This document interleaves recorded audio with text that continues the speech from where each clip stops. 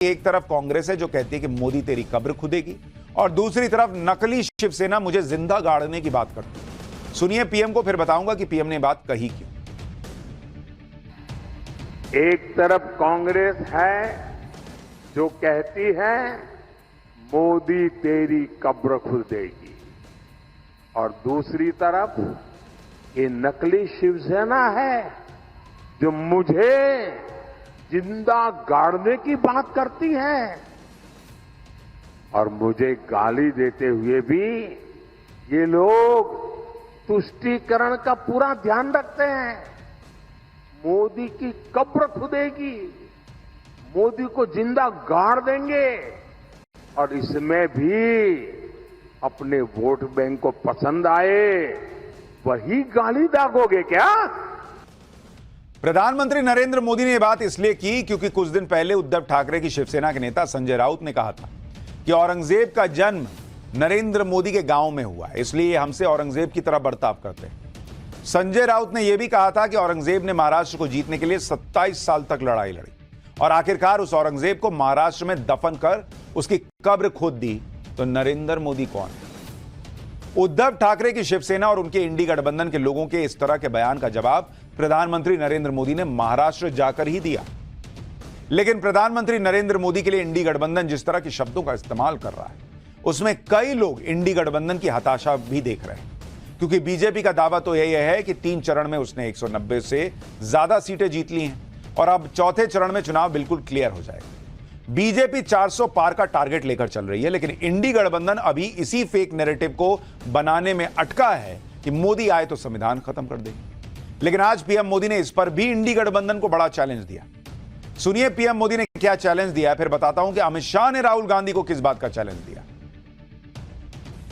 मैं बड़े जिम्मेवारी के साथ कहना चाहता हूं और दायित्व के साथ कहना चाहता हूं, वंचित का जो अधिकार है, चाहे एससी हो, एसटी हो, ओबीसी हो, वंचित का जो अधिकार है मोदी उसका चौकीदार है।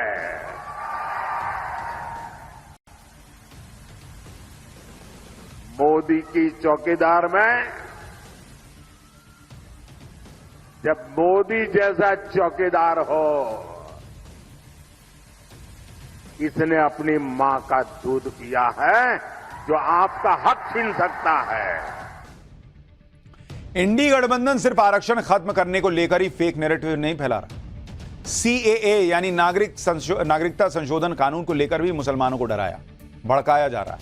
इंडी गठबंधन के नेता कहते फिर रहे हैं कि सत्ता में आए तो सीएए को खत्म कर देंगे। ऐसे नेताओं पर गृह मंत्री अमित शाह ने बड़ा हमला बोला। अमित शाह ने राहुल गांधी को चुनौती देते हुए कहा कि सीएए को वो तो क्या, उनकी नानी भी आ जाए तो नहीं हटा सकते। सुनिए एक बार। भाइयों बहनों, मुझे जोर से बताओ, ये हमारे हिंदू, सिख, बौद्ध भाई आए हैं, इनको नागरिकता मिलनी चाहिए या नहीं मिलनी चाहिए? अरे जोर से बोलो, मिलनी चाहिए या नहीं मिलनी चाहिए? ये राहुल बाबा कहता है, अखिलेश कहते हैं कि हम सीए को हटा देंगे। अरे राहुल बाबा, आप तो क्या, आपकी नानी भी ऊपर से वापिस आ जाए, इस सीए को नहीं हटा सकती। उधर यूपी में सीएम योगी आदित्यनाथ के बयानों से भयंकर चुनावी गर्मागर्मी हो गई। सीएम योगी ने उन गुंडों को वार्निंग दे दी जिन गुंडों की गर्मी चुनाव के टाइम चढ़ने लगती है। सीएम योगी को सुनिए उन्होंने क्या कहा है उन गुंडों को लेकर। फिर आपको सीएम योगी का वो बयान भी दिखाऊंगा जिसे देखने के बाद देश के नायकों का अपमान करने वालों की सारी गर्मी निकल जाएगी। कभी कभी मुझे लगता है कि कानून का राज स्थापित करने के बाद भी जब चुनाव आते हैं तो इन गुंडों की गर्मी चढ़ने लगती है। ऐसे लगता है जैसे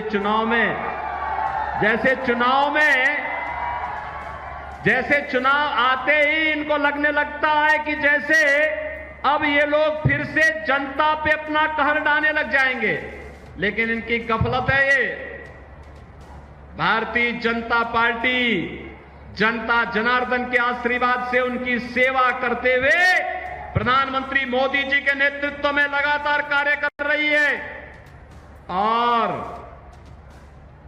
चुनाव परिणाम आएंगे गुंडों की गर्मी भी धीरे धीरे करके अपने आप शांत होती जाएगी।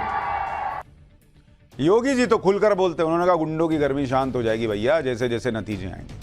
योगी आदित्यनाथ इस बात पर भी बहुत गुस्से में हैं कि कुछ लोग देश के नायकों का अपमान करने में जुटे हैं। कुछ दिन पहले मैनपुरी में बड़ा बवाल हुआ। क्या हुआ कि वहां पर समाजवादी पार्टी के समर्थकों पर आरोप लगा कि वो महाराणा प्रताप के स्टैचू पर चढ़कर पार्टी का झंडा लगा रहे थे। इसी पर योगी ने कह दिया कि भैया इस तरह की हरकत बर्दाश्त नहीं होगी। सुनिए सीएम योगी को, फिर बताता हूं कि आज अखिलेश के लिए वोट मांगने पहुंचे राहुल गांधी ने क्या बड़ा दावा किया।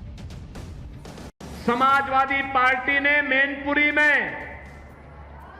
राष्ट्र नायक महाराणा प्रताप की प्रतिमा को पवित्र करने का प्रयास किया। समाजवादी पार्टी के गुंडे मूर्ति के ऊपर चढ़ते हैं, मूर्ति में महाराणा प्रताप के आन मान शान के प्रतीक भाला को तोड़ने का प्रयास करते हैं, मूर्ति को पवित्र करते हैं, गाली गलौज करते हैं। इस अकबर और औरंगजेब की औलादों को बताया जाना चाहिए ये नया भारत है। इस नए भारत में राष्ट्र नायकों का अपमान भारत स्वीकार नहीं करता है। मुख्यमंत्री योगी आदित्यनाथ तो यूपी में बीजेपी के क्लीन स्वीप के टारगेट पर लगे हुए हैं। यूपी में बड़े से बड़ा एक्सपर्ट भी यही मान रहा है कि मोदी योगी की जोड़ी के सामने विपक्ष कहीं टिकता नहीं दिखेगा। लेकिन राहुल गांधी अलग ही दुनिया में। आज राहुल गांधी कन्नौज में अखिलेश यादव के समर्थन में रैली करने पहुंचे थे और वहां पर यह कहने लगे कि वो लिख कर दे रहे हैं कि नरेंद्र मोदी इस बार पीएम नहीं बनेंगे। राहुल गांधी ने तो यूपी में उस इंडी गठबंधन का तूफान भी बता दिया जिस इंडी गठबंधन के लिए सबसे बड़ी चुनौती ही उत्तर प्रदेश है। राहुल गांधी को सुनिए, उन्होंने कहा क्या है, फिर बताता हूं कि चुनाव में उस नेता की भी एंट्री हो गई। नरेंद्र मोदी का तुरुप का इक्का भी आ गया है, वो नेता आ गया जिसका सब इंतजार कर रहे थे। लेकिन पहले एक बार राहुल गांधी को सुनिए। मैं आपको लिख के दे रहा हूं, उत्तर प्रदेश में इंडिया गठबंधन का तूफान आ रहा है। आप लिख के ले लो, यहां पे बीजेपी की सबसे बड़ी, देश में सबसे बड़ी हार उत्तर प्रदेश में होने जा रही है। लिख के ले लो। क्यों? क्योंकि देश को उत्तर प्रदेश रास्ता दिखाता है और उत्तर प्रदेश ने मन बना लिया है कि उत्तर प्रदेश में बदलाव होना है और हिंदुस्तान में बदलाव होना है।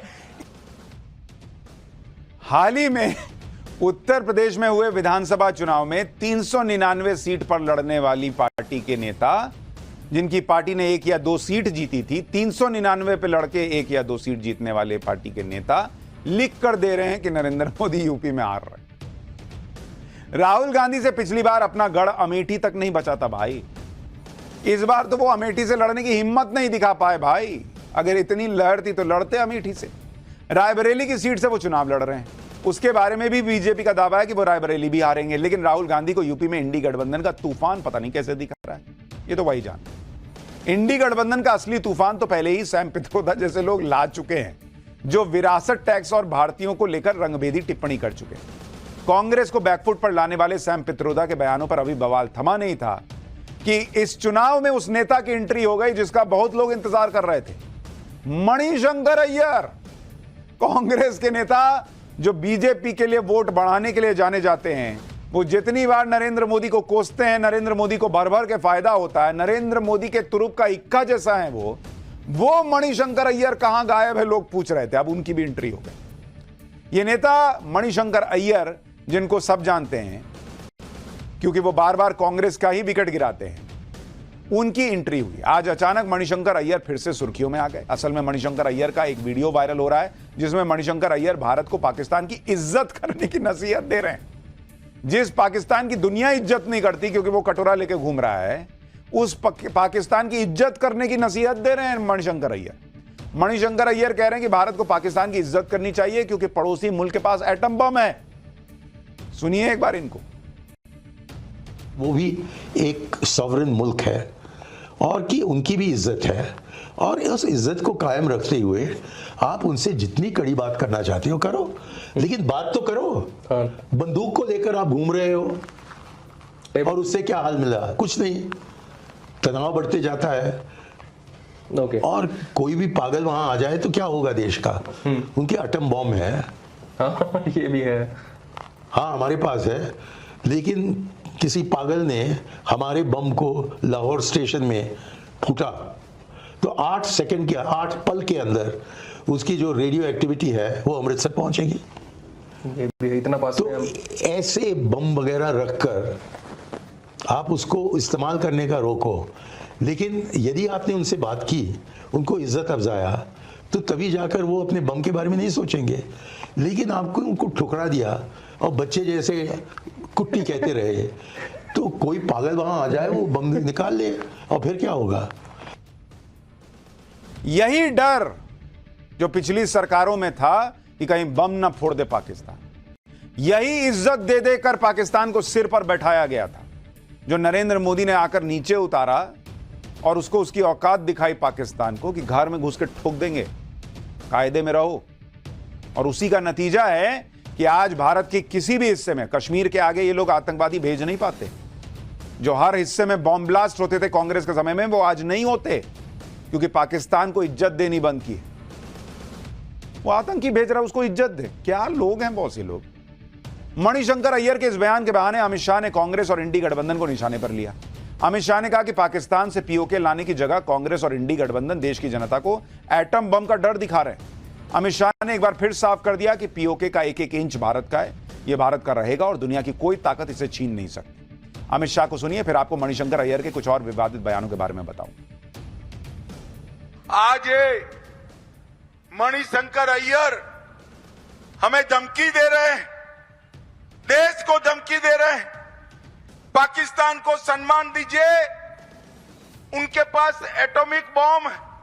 मैं कांग्रेस पार्टी और इंडी अलायंस वालों को कहना चाहता हूं, पाक ऑक्यूपाई कश्मीर भारत का है, इसको कोई नहीं छीन सकता, भारत से कोई नहीं छीन सकता।